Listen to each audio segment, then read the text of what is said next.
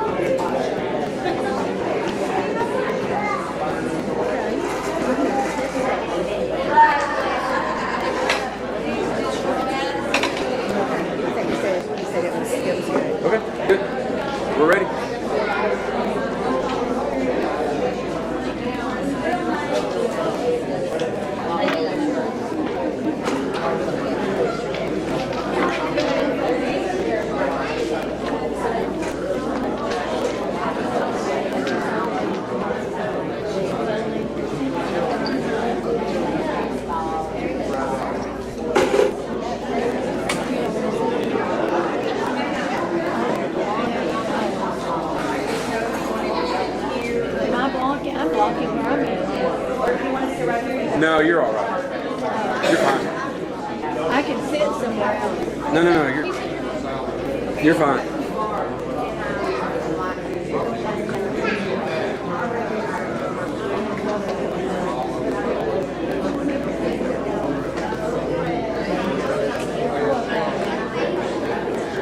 Okay, just keep it on mute where there's no sound. Don't let the phone ring. Is it turned on?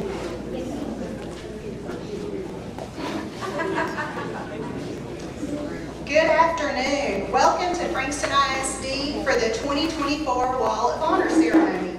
I am Nikki Cook, Frankston ISD Superintendent and proud FHS graduate. I am truly honored to be here representing the district today. This is one of my favorite events each spring. To give you a brief history, the Wall of Honor began in 2015. A committee was formed to decide on criteria and guidelines, and we currently have 20 honorees inducted on the wall. Applications are accepted each fall from September through December and are available on the FISD website. I would like to thank our Wall of Honor committee for their time and service, and also to my admin assistant, Linda Dunlap, who helped make today possible. The committee members are listed on the back of the program. We are live streaming the ceremony today for Miss Perry, who couldn't be with us, but she is watching with her daughter, Patty, from the hospital. I would like to thank our technology director, Chad Griffin, for coming today to make this possible for Miss Perry. There are 3 honorees for 2024 that we will celebrate today. Our first nominee is June McLean Brown. June is a 1964 Frankston graduate. She was a teacher and coordinator for Frankston ISD for 25 years, from 1986 to 2011. I was in middle school when June started teaching, so I was not blessed to have her as a teacher. However, June was across the hall from me my very first year to teach at Frankston Elementary in 1994. She was a wonderful role model and mentor to me early in my career. Then again in 2006, when she was testing and at-risk coordinator for the district, and I was high school principal. When Jean was testing coordinator, we used to laugh that the Texas Education Agency would never audit the district because Jean would voluntarily tell on herself, even when she didn't have to self-report. Jean is truly a remarkable woman, as everyone here knows. Laura Brown Bird nominated her grandmother, Jean, and Laura and Emma Shemay Lyles, one of Jean's former students, are going to speak on her behalf today.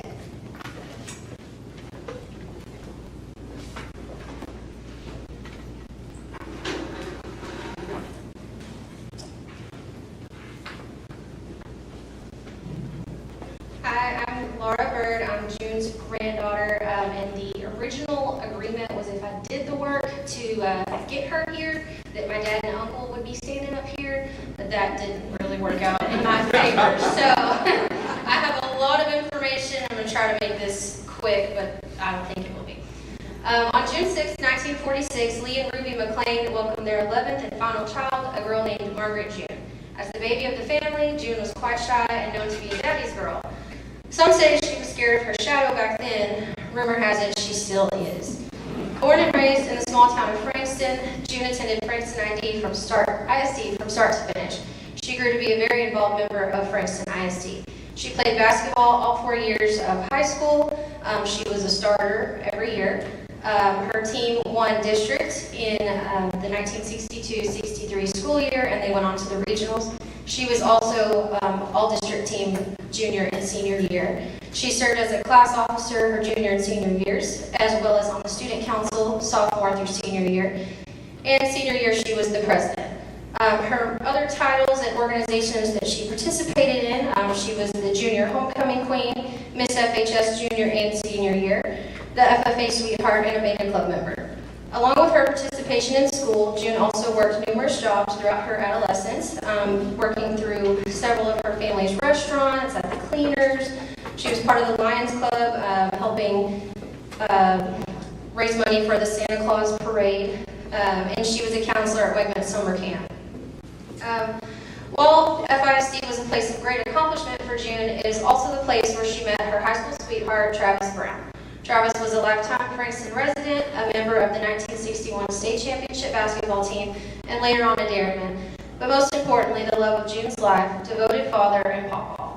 Following graduation in May of 1964, she started school at Henderson County Junior College.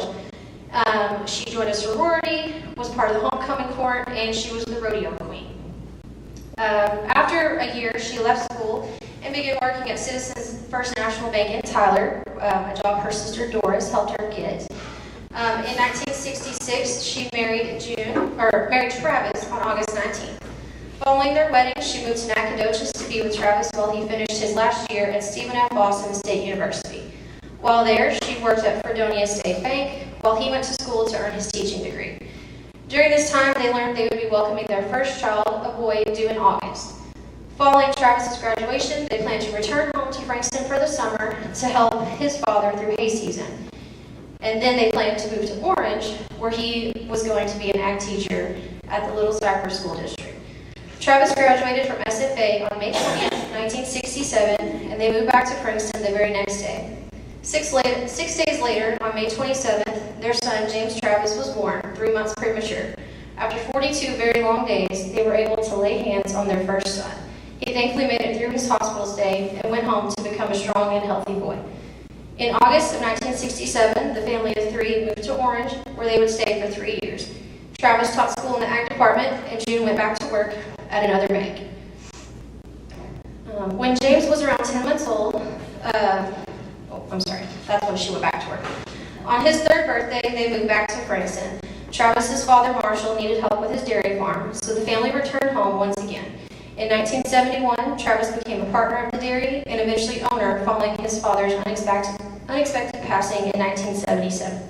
After their move back in 1970, June spent the next 16 years as a homemaker, raising James, helping with the farm, moving and feeding cattle, raking hay, bookkeeping for the farm, gardening and canning, serving as a room mother throughout all 13 years of James's schooling, and even teaching in the local Thursday school program. A lifetime member of the Church of Christ, June served as a Sunday school teacher for many years. As James grew older, June began taking college classes again in order to pursue her teaching degree. She took classes through Henderson County Junior College on Frankston's campus. She took a short break from college in 1981 as their family grew by another member, a son, Seth Howard, in February. She officially returned to college in 1983, ultimately graduating from UT Tyler in December of 1985. One day after her UT Tyler graduation, June was interviewed by Bill Alexander and Thomas Cook for a position at FISD. Legend has it that the job was already hers before she even interviewed, and an offer was made before the interview ended. Her first official position at FISD involved taking the place of 2 other instructors while they were out on leave. She taught 4th grade, 7th grade English, and 7th grade physical education for the rest of that semester. In August of 1986, she began teaching her full first year of school. For the next 14 years, June taught 5th grade, specifically social studies and math. After her youngest graduated in 1999, she moved to the 2nd grade hallway, where she taught until 2006. She remained in the elementary school until both of her oldest grandchildren moved into middle school. In 2006, she was promoted to the district testing coordinator, where she handled all things tax testing, ESL, at-risk, and developed the school's RTI program at the time. She remained in this position until her retirement in 2011. She has been very involved in her community. She helped start the first Square Fair. It was not known as a Square Fair back then. It was just the Halloween Carnival. And the next year, in 1976, it was turned into Square Fair. Let's see. She served as a member of the festival committee, which held bake sales, fundraisers, and concerts. This was to help publish the book Frankston and Its Neighbors. She was Citizen of the Year for the Frankston's Lion Club in 1975, and she was inducted to Delta Kappa Gamma in 1989. Following her retirement, she served as a student teacher mentor for UT Tyler. She helped several teaching students through their student teaching positions at FISD. Some of them are still teaching here today. She's a member of the Frankston Library Committee as well as the Pointer City Cemetery Committee. Now, what she means to our family. She has lived a very successful and interesting life, accomplishing things that many never even aspire to do. While all those things are important and notable, to us, she is best known for being a wonderful mother and even better, Mimi. Travis maintained the dairy until 2007, when the decline in the dairy market forced him to sell the cows and discontinue milk production. The loss of the dairy was sad for the family, but ultimately gave him more free time, which, coupled with her retirement in 2011, allowed them to take more trips together and see more of the country than they had before. Their time together was cut short on December 7, 2012, as Travis passed unexpectedly. Our family was devastated. A true pillar of strength, she pulled our family through the heartbreak and helped us continue to move forward. In their 46 years of marriage, they created a family of 2 sons, 2 daughters-in-law, 3 grandsons, and 2 granddaughters. Sadly, he never met his youngest granddaughter. She is the best cook and baker, though she doesn't admit that. She's best known in our home for potato salad, crunchy steak, and Italian cream cake. She is a jack of all trades. If you don't know how to do something, she probably does. And if you do know how to do it, she's probably better than you. She's crafty and creative, which gave her an advantage in her elementary classrooms. She knows everything there is to know about our family heritage and lineage. If you think I'm joking, ask my 7th cousin, Andrew Dansby. She's a huge history buff and loves movies. Her old VHS movie catalog is massive and organized alphabetically based on title and starring actor last names. She spends her time reading for book club, traveling with her high school best friends, going to sporting, gymnastics, and shooting events for her 3 youngest grandchildren, and calling her 2 oldest grandchildren to help with her technology. She is truly the glue that holds our family together, and we wouldn't be here if it wasn't for her. And an honor that I forgot to mention is the one who made a difference. This is an award chosen by the top 10 seniors of each graduating class. Each student picks an educator that they feel truly impacted their time at FISD. She has accepted this award at least 3 times throughout her teaching career, and at this time I would like to invite Emma Lyles to illustrate the difference she has truly made.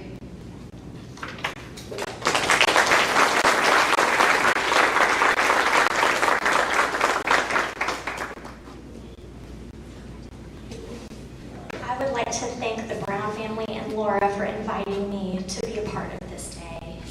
I am going to read the letter of recommendation that I wrote for Ms. Brown, to whom it may concern. It is my understanding that Ms. June Brown is being nominated as a candidate for Frankston ISD's Wall of Honor. I am writing this letter to relay to you my most sincere support for this endeavor and to express to you why I believe she is most worthy of an honor such as this. Ms. Brown made an impact on my life of which I can scarcely describe, but I am committed to serving her in this way in hopes that her legacy will shine brightly for her children, grandchildren, and former students. My name is Emma Lyles, formerly Shoemake, and Mrs. Brown was my 2nd grade teacher for the 2000-2001 school year. On September 1st, 2000, merely weeks into the brand new school year, my father died just 2 weeks before my 8th birthday. My family's life had been turned upside down overnight, and my memories of that time are very blurred, very dull and dark. Though 23 long years have passed since I was a bereaved child in need of affection and stability, my memories of Mrs. Brown's class are still in vivid color. In fact, the only memories I can recall from the time right after my dad's death are memories that I have from being in Miss Brown's class. Immediately following the death of my father, I didn't return to school for several days. I remember feeling completely starstruck when Miss Brown made a special trip to our house, coming inside and sitting down on the couch next to me to comfort me. I couldn't believe that my teacher was in my house. It was like being visited by a celebrity. She gave me a large manila envelope filled with handmade cards that my classmates had made me to express their sympathy. I still have all of those cards in my possession to this day. I remember her plopping me onto her lap and rocking me back and forth, whispering maternally into my ears as I allowed the waves of emotion to wash over me. In that moment and for the rest of the school year, she was a safe place. If I had to draw a picture of her classroom by memory, I could. It was my slice of heaven and my reprieve from grief and loss. Her classroom was the word abundance manifest. There was a cubby wall full of snacks, and each member of the class got to take turns each day choosing which snack the class would share that day. There were buckets of prizes, stuffed animals, supplies, colors, movies. At Christmas time, there were lights and tinsel. There were prisms hanging in the window that cast rainbows on the floor and walls. And there were dozens, if not hundreds, of books and drawings and papers and posters. a mother, I am very emotional as I write this. I am still blown away by how special it was to be a child in an environment such as this. It was a magical place full of light and love and plenty. It was the most perfect, most vividly colorful respite for a little girl who needed safety and joy. That classroom is where I fell in love with learning. I still remember several of the assignments we participated in. We published hardback books about pumpkins after taking a trip to the pumpkin patch. There was a high school senior, Brianna Gonzalez, who visited our classroom every Friday to read us Judy B. Jones. We learned how to read an analog clock and took turns taking home a bear named Rusty and writing in his diary from his point of view. We had a Christmas party and did photo shoots with tinsel in our hair. We practiced our handwriting, learned about science outdoors, and did math problems on the board. We played games and ate tons of snacks. She let us draw prizes as rewards for good conduct. I even remember small things she taught us, like the phrase, "This is the first day of the rest of your life," or to never stand on a chair with the backrest behind you. Above all of that, though, was the atmosphere of safety and belonging that Mrs. Brown cultivated in her classroom. She was so warm and so inviting. I never second-guessed that I was safe and loved when I was in her charge. During one of the darkest and most confusing times in my life, she carefully curated an environment in which all of my most basic needs were met. I was safe, I was loved, and I was well fed. And therefore, I learned. I loved learning. I loved exploring and trying new things. That year was the beginning of the trajectory of the rest of my life. And now, as a 31-year-old mother and former teacher, I can only pray that my own son will have access to an educator like Mrs. Brown so that he too can fall in love with learning in a safe and nurturing environment such as the one she created for us. I attended Frankston ISD from kindergarten through my senior year, and as an alumni, I can honestly testify that I was beyond fortunate to have studied under some truly incredible educators who enriched my life and my education. I am a first-generation college student with a Bachelor of Arts degree in English, a Master of Education in Instruction and Curriculum, and I am getting ready to graduate with my second master's degree in Clinical Mental Health Counseling. By the end of this year, I will be a licensed professional counselor with a background in public education. Without the support and dedication of my teachers at Frankston, I would not have been able to achieve what I have today. Mrs. June Brown stands out from the crowd, however, as an educator worthy of honor and the legacy that precedes her. I experienced her as the teacher and nurturer that saved my life and fostered in me a love of reading and learning. I shudder to think about what my life or the state of my soul would have been if I had experienced the loss of a parent and had attended a school with a teacher that didn't love me or didn't care for me the way she did. She was the first teacher who made me feel like I was truly special and seen and loved, and for that I could never begin to thank her. She shaped my self-esteem and self-concept during the most sensitive and fragile time in my life, and for that I will always be thankful and humbled. Mrs. June Brown deserves a place wherever there is honor being bestowed. I honor her. I am humbled to have had the opportunity to be her obedient pupil. I wish I could go back and relive that magical year in her class. Thank you.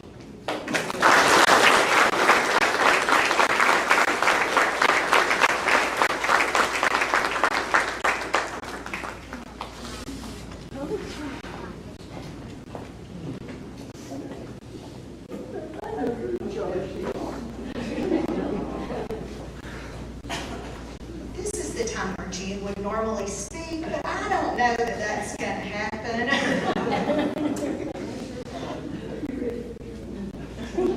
For me to cry some more, sure. Yeah.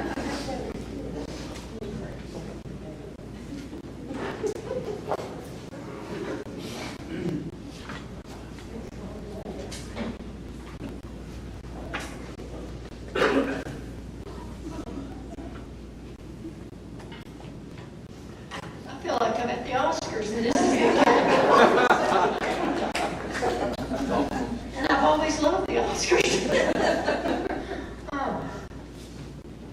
I mean, you know, some of those women that used to get up there and accept Best Actress Award, they would thank their piano teacher and the person who, I don't know, fed their dog or something. They just would thank everybody. But my lands, how do I follow my granddaughter and my precious Ellen?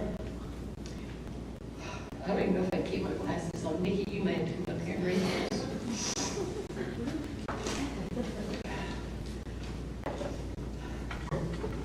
Believe it or not, the first thing I wanted to say was how honored I am to be up here.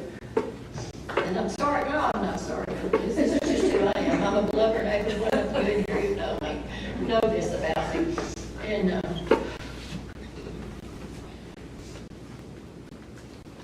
to be on this wall of honor is truly an honor. But I wanted to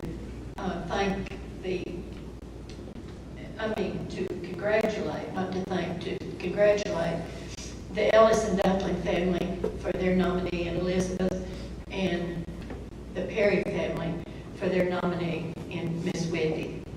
And Stan and Penny over there with Wendy. And Wendy, I hope you're seeing this right now. With Sonny sitting beside you, what an honor to have both your mother and father on that wall. I mean, think about that. I might as well get it over with right now. I was going to say it for last. I feel the same honor. Because last year I put my beloved sister Mary. I didn't put her. She was placed on the wall and got this honor. And I just, when I first heard about this, and it was kept a secret. I know I'm on this committee. I did not vote for myself, though. Nikki and Cindy and Carla and all them, the sneaky bunch, didn't let me know about the meeting. So I didn't even get to come. But all I can say is my daddy, he would have been so proud of his girls. Enough of that. But Emma, dear Lord, child, and Laura, and I still have some of the cutest pictures in the world of you. You know, she was just a doll. And Nikki, I don't know that I'd say this, baby. You want to come read it?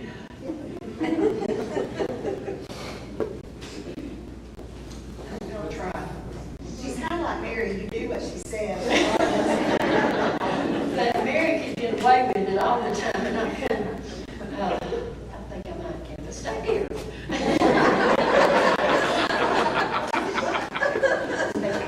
Dear Lord. Dave, I know you're about to cringe. I don't mean to cry. I'm just talking about bawling. Mary said it was clean. Okay. First of all, I would like to thank the Wall of Honor Committee for selecting me as a 2024 recipient of this wonderful and very special honor. And thank you all who wrote letters of support that I would be able to stand before you right here today. I would also like to thank Frankston ISD Superintendent Nikki Cook and the Frankston School Board in creating this ceremony to honor those people who have served Frankston and to the standards that we wish to preserve here at Frankston ISD. I truly loved my time working here for this school, for this community, and for my church. And I hope there's still some stamina left in this whole body that I might be able to do more yet. However, no one can really receive an honor like this without the help of countless others that were with me throughout my journey. To all the teachers and educators that I worked with, I say thank you. I say thank you to all the community projects I worked on. I say thank you to so many friends and loved ones. And there were a lot of projects, and really Cook, you could be standing up here with me on those projects we did together for sure. To everyone in my church family, I say thank you for helping me grow spiritually into the woman that I wish to be. But most of all, I want to thank my family for supporting me and helping me in everything I did or tried to do. My late husband, Travis Brown, was my constant supporter. When I was teaching in elementary school, you were always supposed to sign in. Travis just kind of got in for some reason. I don't know. People would say, "It's Travis, y'all just open the door. Jim needs something else today," Or he would come up here, I can't even tell you how many nights when I needed, especially when I was testing coordinator, I didn't show him the test. When I was testing the coordinator. And, you know, you have to work late. And he would just bring his book, and he was just always 100% behind everything that I did for the school and for the community. My two sons, our two sons, James and Seth, have been by my side in everything that I did. And I'm sure that there were a lot of times that they didn't want to be by my side because in all the things that especially we did for the community, for the church, they had to be drugged along on many of those endeavors, whatever they were that I was involved in. To my daughters-in-law, Nancy and Kelly, girls, I just want to thank y'all for putting up with me. You know what I mean? And I love you both very, very much. And to my grandchildren, Casey and his fiancee Courtney, Laura and her husband Rick Bird, and my three youngest, Kate, Ryan, and Brooke. I can say thank you to my 5 grandchildren because you have totally filled my heart with joy. And all of you out there that are grandparents know exactly what I mean. I've been fortunate to be able to travel to many, many beautiful and wonderful places in my lifetime, but I can honestly say, and I mean this from the bottom of my heart, there's just no place on earth that I'd rather be than Frankston. When I'm gone on a trip, and when you first come into our little hamlet community, and y'all know what I mean, whichever road you're coming in from, here it just sits, and it's just, I really don't want it to get any bigger. Don't you? I mean, I just love it, small and quaint and sweet like this. And then the first thing I want to do, y'all may not know, get me a drink of water. Have you tasted water better anywhere? I just haven't. I want to thank all of you who have come to join in with in this celebration, not with just me, but with the Perry family and with the Duncan Ellis family. I will continue to support this little town and the lifetime that I have spent here with each of you. I've got so many of my family here today, my nieces, my nephews, all of my grandchildren, my sons, and their wives, and cousins, lots and lots of relatives, and tons of friends, church people. I couldn't be standing here if it wasn't for everybody in this room, I guarantee you. Emma, I can't thank you enough, sweet darling. And your precious little boy, he's 4 years old. He told me a while ago, he's 4. I knew she would have a string of accolades after her name because she's always been such a precocious young woman. But my closing, my Laura, my Cinderella, I love you both, girl, and I wouldn't be here today if it wasn't for her. Thank you all so very, very much. I appreciate it.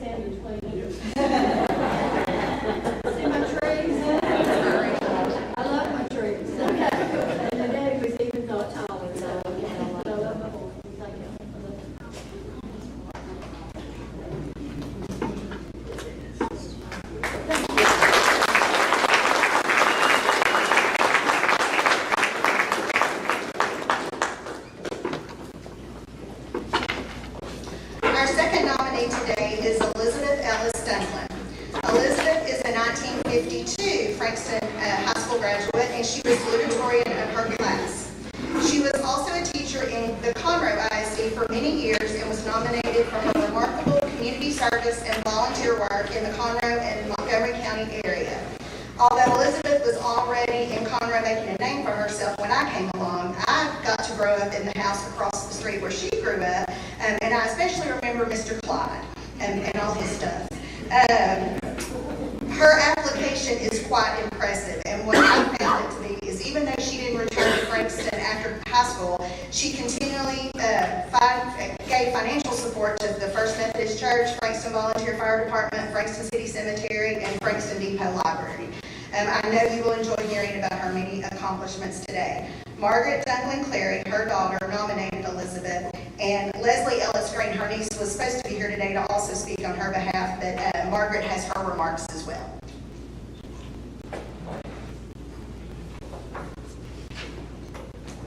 Good afternoon.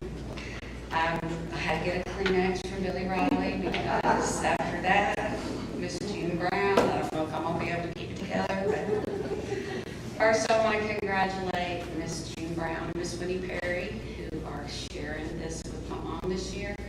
My mom will be very pleased. She was a champion for women, so she'll be very, very, very, very happy about that. I also want to thank Nikki, who's been very easy to communicate with since I'm close to Conroe and this is here, and the school board and the people that were on the committee who reviewed the information. I know that's a lot of work and a lot of time. I appreciate it a lot. My mom passed away. She would have been 90 years old this August. This award didn't exist when she passed away. So, because she was not a hoarder, just a keeper of keepsakes, I knew everything that ever happened to my mom from the time she went to college until she died. It was all written on a piece of paper, so it was easy, difficult and easy to compile. There were things that we didn't even know, awards that we didn't know my mom got. She was very private, and she just wanted the work to speak for itself. So, my mom is Elizabeth Ellis Dunklin. Had she lived this long, she would be 90 in August. Her story isn't complicated. I'm going to cry right now and get it over with. Her story isn't complicated. It's really about a small town girl who did her best and had many wonderful teachers, preachers, community members, and friends in Frankston who positively influenced her along the way.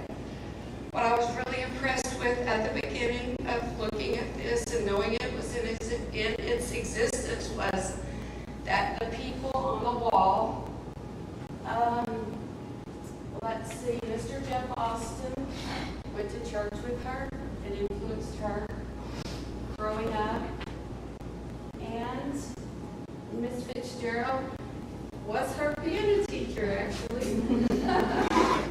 And let's see, ABA Walt, J.C. Hicks, and other people. ABA Walt was her superintendent, and he also drove her school bus on her senior trip in 1952 because she wrote on the back of everything.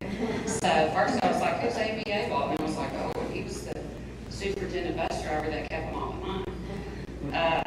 Because at that point, my dad was a part of their senior class, so, you know, he had like 2 senior classes. She was born in her parents' house on Kickapoo Street, right across from the house where Nikki grew up. It's not there anymore, but she was very involved in her community school and church. She played with her older brother, cousins, and friends with whom she grew up. She throughout her life, she kept all the diaries, letters, clippings, and mementos. She loved to share stories about adventures she had. Hers was a childhood rich with experiences, some of which I'm glad I never experienced, like wringing a chicken's neck. She was proud she could do that.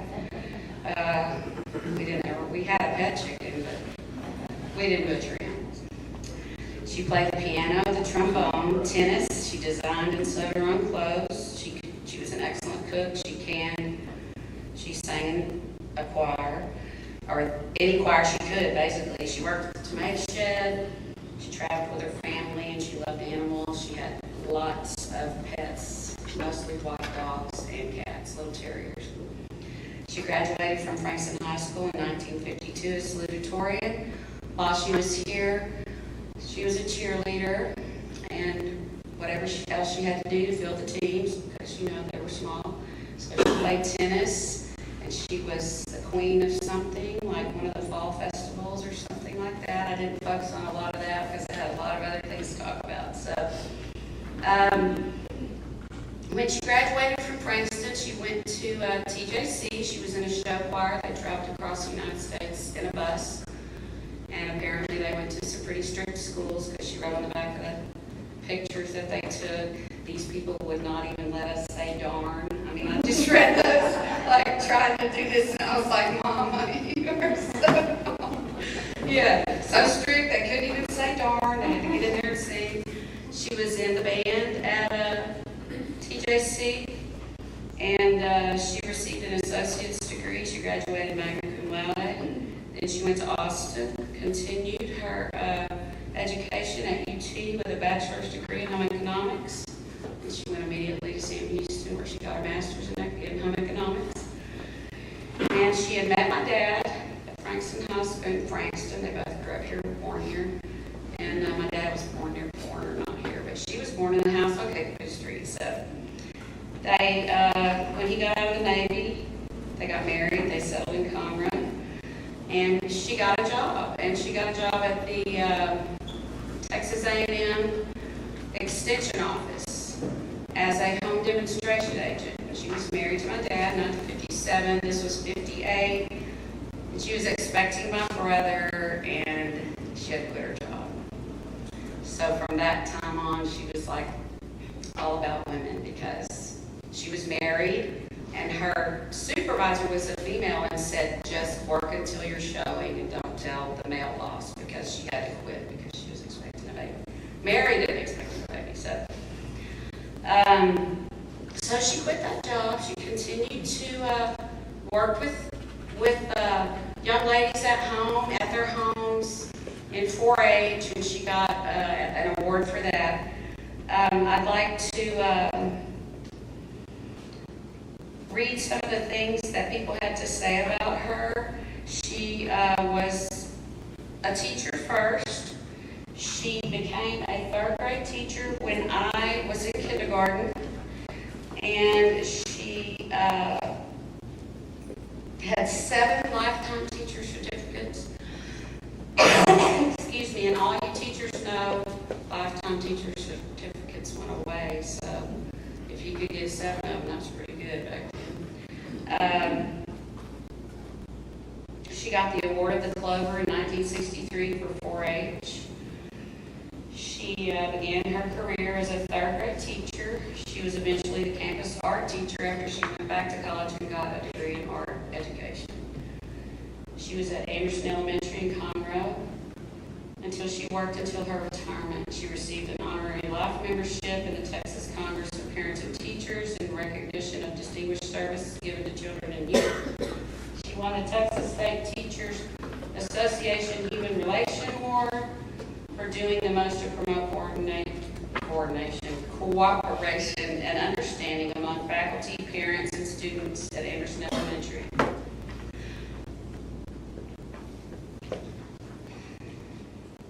In 1977, while she was still teaching school, she was appointed as a charter member of the Montgomery County Child Welfare Board, now known as the Children's Protective Services Board.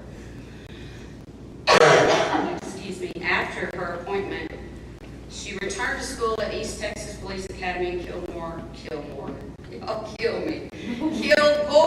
for more training in child abuse intake investigations. She poured her heart and soul into volunteering for 20 years, including the years after she retired. She was a beloved and tireless champion for children, and she received the following state and local awards for her volunteer service with various boards and agencies in Montgomery County, Texas, including